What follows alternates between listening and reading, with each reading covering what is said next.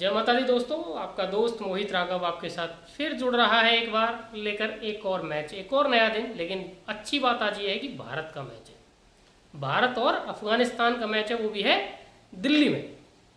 अब यार दिल्ली में जब आप सोचोगे तो अभी आपको पता लगेगा कि ना, अभी साउथ अफ्रीका का मैच हुआ था श्रीलंका से। मैच में बने टोटल 754 रन, 15 गिरे विकेट। मतलब एवरेज विकेट 15 गिरने के बावजूद एवरेज पर इनिंग था 377। इतना हाई स्कोरिंग ग्राउंड कैसे हो गया दिल्ली? जबकि दिल्ली का अगर आप रिकॉर्ड देखें, 35 मैच हुए हैं, उसमें 18 मैच जीते बैटिंग फर्स्ट ने, 16 जीते बैटिंग सेकंड ने, और एवरेज स्कोर जो था वो भी 224 के आसपास था। लेकिन एकदम हवा कैसे बदल गई?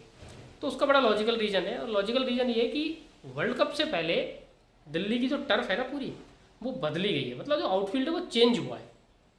चेंज होने का मतलब क्या है? बिल्कुल ऐसे ही है जैसे ना रोड होता है ना, एक रोड, जब उसमें गड्ढे होते हैं तो आप जब बाइक चलाते हैं या गाड़ी चलाते हैं तो स्पीड आप कितनी मेंटेन कर पाते हैं, क्योंकि रोड में गड्ढे हैं, कम। और जब वो रोड प्लेन हो जाता है तो फिर स्पीड आपको पता है रॉकेट हाई हो जाती है। तो वो बिल्कुल वही वाला एक लॉजिक है, वही वाला सीन है कि आउटफील्ड तेज हो गया है। और पिच तो पाटा थी उसमें कुछ था ही नहीं। श्रीलंका भी ऑल आउट भले ही हुआ, लेकिन 326 रन बनाए श्रीलंका ने। पिच में कोई डेमोन्स नहीं थे। बस वो जो श्रीलंका ऑल आउट हो वो इसलिए हुआ कि यार 429 रन चेज करने जाओगे तो सुकून तो मिलना ही नहीं है ना। फिर तो आप हर बॉल पे बाउंड्री मारने की सोचोगे, तो वो वाली बात हुई। तो अब यहाँ की बात करें तो इंडिया और अफगानिस्तान की टीम्स में तो बहुत अंतर है। देखो, इंडिया का जो पिछले मैच में प्लेइंग 11 रहा था उसमें क्या कोई बदलाव हो सकता है? शुभमन गिल बाहर है तो ईशान किशन तो खेलेंगे अपनी जगह। 3 स्पिनर दिल्ली में खिलाए जाएंगे, इस बात पे मेरे को डाउट है। मुझे ऐसा लग रहा है कि अश्विन को इस मैच में बाहर बैठना पड़ेगा और शमी अंदर आएंगे। जडेजा का इस पिच पे रिकॉर्ड बहुत अच्छा है, शमी का बहुत अच्छा है, और अच्छा है किसका? कुलदीप यादव का। तो मुझे लग रहा है कुलदीप, जडेजा, शमी, सिराज, बुमराह, ये 5 बॉलर्स इंडिया के इस मैच में होंगे, एक अश्विन की जगह शमी। और ये कंडीशंस के हिसाब से ना ऐसे ही चलेगा, शमी, सरदुल, अश्विन के बीच में ये घूमेगी। एक चांस सरदुल का भी है कि फिर आप देखने लगो नंबर 8 पे बैटिंग। जैसे आपको इस मैच में मैं बता दूं, नंबर 8 पे बैटिंग की आवश्यकता पड़ेगी नहीं, चाहे आप पहले बैटिंग करो चाहे आप सेकंड इनिंग्स में करो, तो Shami is a safe choice. अगर बात करें अफगानिस्तान की, तो वो भी अपने प्लेइंग 11 में मुझे नहीं लग रहा कोई बदलाव करेंगे। एक्चुअली जो उनके पास बैकअप बचे हैं उनमें कोई ऐसा नहीं है कि जो प्लेइंग 11 में जो प्लेयर बैठे उनको उस तरीके से रिप्लेस कर दे। तो मुझे लग रहा है कि वो सेम ही कंडीशन रहेगी, सेम प्लेयर्स ही खेलेंगे। पिच की बात हो गई, प्लेइंग 11 की बात हो गई।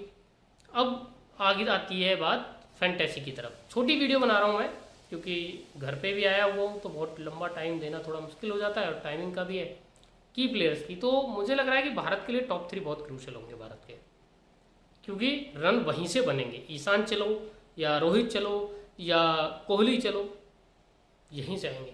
केएल राहुल जैसे लोग जो बहुत अच्छी फॉर्म में, उनका गेम कवर थोड़ा हर्ट हो सकता है, क्योंकि टॉप 4 पूरा ओवर अगर खा जाएगा तो कितना ही बचेगा फिर केएल राहुल जैसों के लिए ना। तो इसलिए वो एक बात है।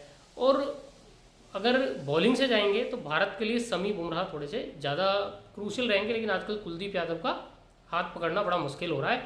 तो हाँ, जडेजा का एक ऑफ डे हो सकता है, उसका मुझे लग रहा है कि बहुत विकेट जडेजा को नहीं मिलने वाले हैं। अफगानिस्तान की तरफ जाएंगे तो Ibrahim Zadran is very good choice यार, Rashid Khan is always a good choice, है ना।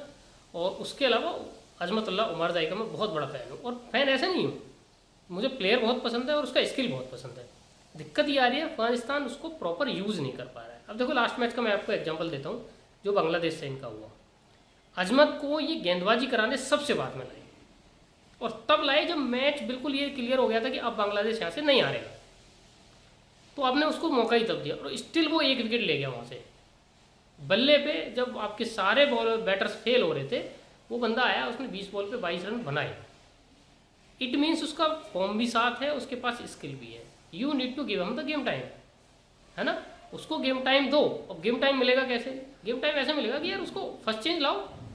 डेथ में तो बॉलिंग करता ही है, तो अगर बॉलिंग फर्स्ट होता है अफगानिस्तान, तब तो उसको पूरा मौका बॉलिंग का मिलेगा, क्योंकि भारत तो 50 ओवर खेलेगा ही खेलेगा।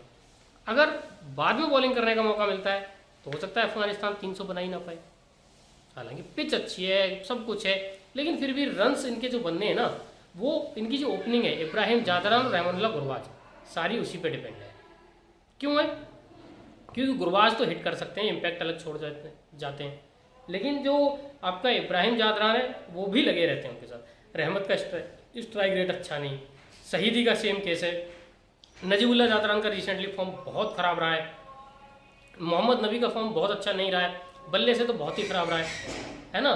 राशिद और वो उतने लेवल के प्लेयर नहीं है कि राशिद कुछ 70 बॉल पे आके 120 मारने वाले प्लेयर नहीं है, 30 बॉल पे 40-50 कर सकते हैं, लेकिन 60 बॉल 70 बॉल खेलने वाले प्लेयर अभी राशिद नहीं है। तो कहने का मतलब ये है कि अगर बांग्लादेश पहले खेलेगा तो फिर अजमत को बैटिंग से चांस पूरा मिलेगा या नहीं मिलेगा कैन नॉट से, क्योंकि बॉल ये खा सकते हैं। अगर इंडिया पहले बॉलिंग करेगा तो अजमत को पूरा चांस मिलेगा बैटिंग से भी और बॉलिंग से भी। तो फिर उस सीन में हम ग्रैंड लीग में इस प्लेयर का नाम आप याद रखना, कुछ अच्छा बड़ा उसके बारे में सोच सकते हैं। ठीक है, की प्लेयर्स के बाद चलते हैं फैंटेसी की तरफ। तो जैसा मैं कहता हूँ विजन 11 पे खेलिए, बहुत अच्छा ऐप है, और सबसे अच्छी बात यह है कि वर्सेटिलिटी और जुड़ गई है। पहले से ही था इसमें, अब और जुड़ गया है। और अब क्या जुड़ गया है उसमें कि 7-4 और 10-1 दोनों कॉम्बो है। मतलब जैसे जो रेट्रो कह सकते हैं या जिसको पुराने तरह की फैंटेसी कह सकते हैं कि एक टीम से 7 प्लेयर, दूसरी से 4, 3 batter, 3 bowler, 1 allrounder, 1 wicket keeper लेना मैंडेटरी है। उस रूल से अगर आपको खेलना है तो भी खेल सकते हैं। और जो नया वाला रूल आ गया है, जो ड्रीम 11 ने शुरू किया था कि सामने वाली टीम में बस 1 प्लेयर ले लो, चाहे जितने बैटर ले लो, चाहे जितने बॉलर ले लो, हर कैटेगरी में 1 प्लेयर लेना जरूरी है बस। तो विजन 11 पे आप उस तरीके से भी खेल सकते हैं। दोनों ऑप्शन अवेलेबल है, जैसे आपको कंफर्टेबल फील हो वैसे आप खेल सकते हैं। आ जाती है बात आगे, और आगे क्या बात आ रही है? फैंटेसी की। तो फैंटेसी की टीम मैं आपको दिखा देता हूँ, और फाइनल टीम आपको मैंने बताया कि टेलीग्राम पे देता हूँ, उसकी चर्चा आगे करेंगे। फैंटेसी पे आप पहले थोड़ा फोकस कर लेते हैं, क्या फैंटेसी टीम आपकी होने जा रही है इस मैच के लिहाज से। तो 2 विकेट कीपर मैं लेके जा रहा हूँ, रहमानुल्लाह गुरबाज और ईशान किशन। ठीक है, गुरबाज और ईशान दोनों ही आपको पता है किस लेवल पे खेलते हैं। फील्डिंग में ज़्यादा कुछ है नहीं, पिच में ज़्यादा कुछ है नहीं, ऐसी उम्मीद है। तो फिर गुरबाज ईशान दोनों बढ़िया काम करके जा सकते हैं अपनी अपनी टीम्स के लिए। और ईशान को इसलिए वाइस कैप्टन बना रहा हूँ क्योंकि ईशान जब तोड़ने पाता है ना तो बहुत ही तोड़ता है यार, है ना। और अगर पिच में बॉलर्स के लिए कुछ नहीं है तो फिर इससे बढ़िया बैटर भी कोई नहीं है। मतलब फिर हमारे जो 2 ओपनर है ना वो सबसे बढ़िया है, और पिच में मुझे लग भी नहीं रहा कुछ होगा। तो फिर इसलिए रोहित शर्मा भी लिया मैंने, ईशान किशन भी, विराट कोहली को बनाया कैप्टन। टॉप 3 पे इंडिया के मैं पूरा अपना वेट वे करके जा रहा हूँ। लेकिन ये कब है? ये तब है कि जब भारत पहले बैटिंग करेगा। अगर भारत बाद में बैटिंग करेगा तो फिर हम थोड़ा सा इस टीम में चेंजेस करेंगे। अभी ये जो टीम है ये भारत की पहले बैटिंग के हिसाब से बनाई हुई है मैंने। ठीक है, इब्राहिम जादरान हो गए, रहमानुल्लाह गुरबाज, मतलब उनका भी ओपनिंग हो गया। 3 ऑलराउंडर्स लेके जा रहा हूँ, रविंद्र जडेजा, हार्दिक पांड्या, उमर जाई को मैंने बताया कि अगर भारत पहले बैटिंग करेगा बॉलिंग का उसको पूरा चांस मिलेगा, इम्पैक्ट भी छोड़ के जाएगा, ये भी मैं आपको पक्का लिख के दे रहा हूँ। विकेट लेस नहीं जाएगा, कम से कम 2 विकेट ले लेगा। तो वो हो गया। 3 बॉलर्स बुमराह, कुलदीप और राशिद खान।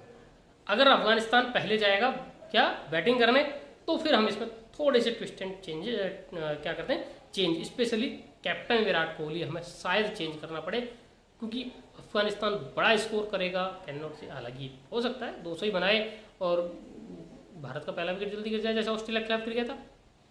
और आपने देखा कि विराट कोहली सेंचुरी के करीब पहुंच गए थे, अगर आउट नहीं होते तो सेंचुरी करके जाते 200 के चेज में। तो वो तो एक बात है, और विराट कोहली फिलहाल फॉर्म बढ़िया चल रही है, तो फिर रिस्क भी उतना नहीं है, पर स्टिल, है ना। तो देखते हैं क्या बदलाव हमें करने पड़ेंगे टॉस के बाद। फिलहाल जुड़े रहिएगा हमारे साथ, ठीक है। चैनल को लाइक करें, शेयर करें, सब्सक्राइब करें। और हाँ, टेलीग्राम की बात बता रहा था, फैंटेसी टीम आपको अपडेटेड चाहिए तो वो टेलीग्राम पे मिलेगी, और लिंक उसका वीडियो के डिस्क्रिप्शन में मैंने बाकायदा डाला हुआ है, कमेंट बॉक्स में पिन कर दिया है। व्हाट्सएप पे भी हैं अब तो हम, व्हाट्सएप चैनल भी आप ज्वाइन कर सकते हो।